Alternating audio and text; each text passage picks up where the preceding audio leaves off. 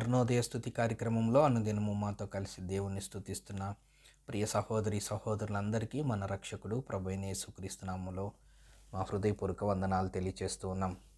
నేటి ఉదయకాలమందు మన స్తుతి అంశం మారు మనసు పొందిన సహోదరుని క్షమించుడి. లూకా సువార్త 17వ అధ్యాయం 3వ వచనాన్ని చదువుకుందాం. మీ విషయమై మీరే జాగ్రత్తగా ఉండుడి. మీ సహోదరుడు తప్పిదం చేసిన ఎడల అతన్ని గద్దించుము. అతడు మారు మనసు పొందిన ఎడల అతన్ని క్షమించుము. అతడు మారు మనసు పొందిన ఎడల క్షమించుము.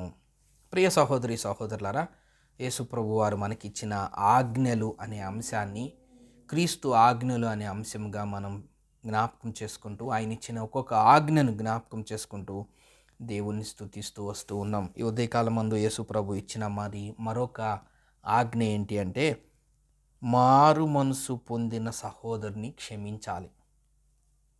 ఈ మాట స్వయంగా యేసుప్రభు వారు ఈ లోకంలో ఉన్నప్పుడు ఆయన తన నమ్ముకున్న బిడ్డలకి ఇచ్చిన ఆజ్ఞ.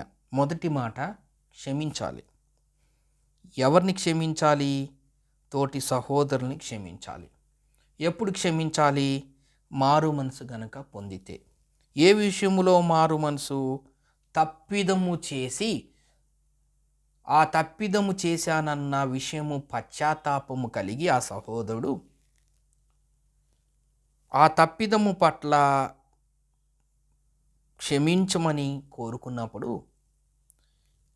ఆ మారు మనసును బట్టి, ఆ పశ్చాత్తాపాన్ని బట్టి మనం క్షమించే వారంగా ఉండాలి. ఇది దేవుడు మనకిచ్చిన ఆజ్ఞ. ఇది దేవుడు చేశారు కూడా.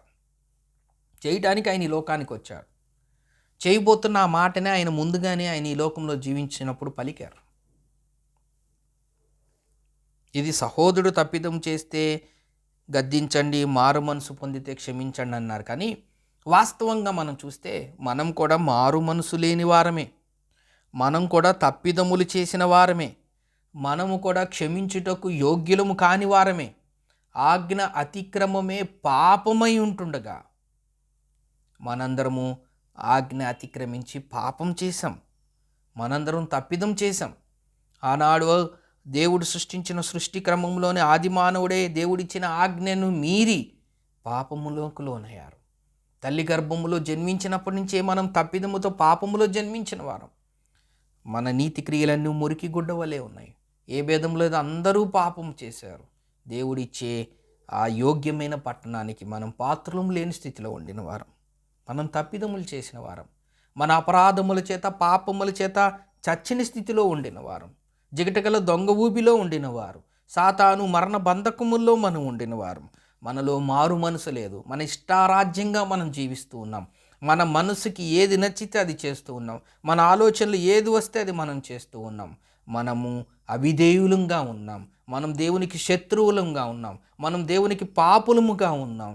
మనము దేవుని దృష్టిలో కఠినమైన మనసు కలిగిన వారంగా ఉన్నాం. మారు మనసు మనకు లేదు. కానీ మనల్ని మార్చటానికి యేసుప్రభు వారు ఈ లోకానికి వచ్చి కలువరి శిలువలో తన ప్రాణాన్ని అర్పించి తిరిగి లేచాడు. ఆయన కార్చిన అమూల్యమైన శ్రేష్టమైన రక్తధారలో మనల్ని కడిగి శుద్ధీకరించి పవిత్రులుగా చేయటానికి ఆయన మన మీదకి రావాల్సిన శిక్ష భారాన్ని ఆయన మీద వేసుకున్నారు.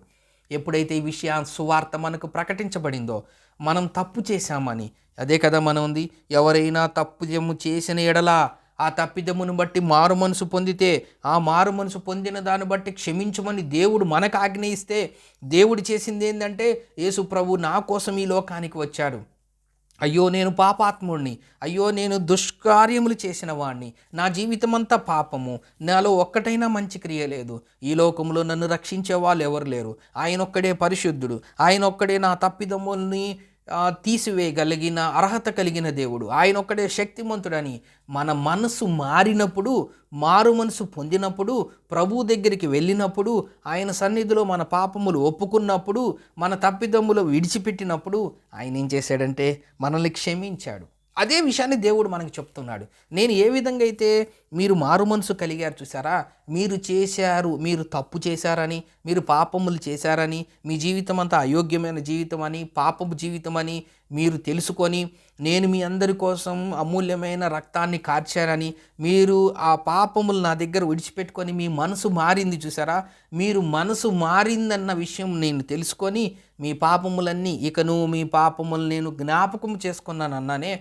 కాబట్టి మీ మనసు మారింది కాబట్టి, మారు మనసు కలిగింది కాబట్టి నేను మిమ్మల్ని క్షమించాను. అదేవిధంగా మీరు కూడా ఎవరైతే మీ సహోదరుడు తప్పిదం చేసి ఆ తప్పిదమును బట్టి మారు మనసు పొందితే వాళ్ళని క్షమించమని దేవుడు చెప్పాడు. ఎందుకంటే యేసు ప్రభువారే కలువరి శిలువలో తనను శిక్షించిన వారిని, తనను దూషించిన వారిని, తన మరణానికి అప్పచెప్పిన వారిని, తన మరణాన్ని అప్పగించడానికి చేసే ఆ పద్ధతిలో, ఆ క్రమంలో ఆయన్ని కొట్టిన వారిని కూడా ఆయన చెప్తున్నమాట. తండ్రి, వీరేమి చేయుచున్నారో వీరు ఎరుగురు గనక వీరిని క్షమించమని దేవుడు పలికాడు. ఆయన చెప్పింది ఒకటి, క్షమించమన్నాడు. అయితే ఇక్కడ మనకిచ్చిన ఒక ఆజ్ఞ, మారు మనసు కలిగిన సహోదరుని క్షమించమని దేవుడు పలికాడు. దేవుడు కూడా మనల్ని క్షమించాడు. మారు మనసు పొందిన ప్రతి ఒక్కరిని, నిన్ను నన్ను ఈ ఉదయకాలం ముందు దేవుని వాక్యం వింటున్న మనందరినీ ఆయన క్షమించిన ఆ గొప్ప దేవుణ్ణి ఉదయకాలం ముందు జ్ఞాపకం చేసుకొని మనసారా హృదయపూర్వకంగా దేవుణ్ణి స్తుతిద్దాం. దేవుడి కొన్ని లేఖన భాగంలో మన కొరకు దీవించునుగాక. ప్రార్థన చేసుకుందాం. ప్రేమగల తండ్రి, నమ్మకమైన మా దేవ, మీకు స్తోత్ర వందనములైనా. మీరు మా కోసం ఈ లోకానికి వచ్చి చనిపోయి తిరిగి లేచారు.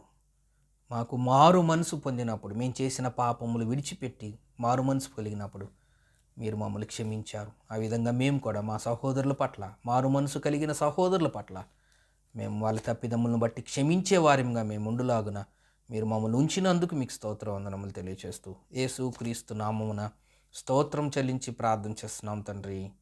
ఆమెన్.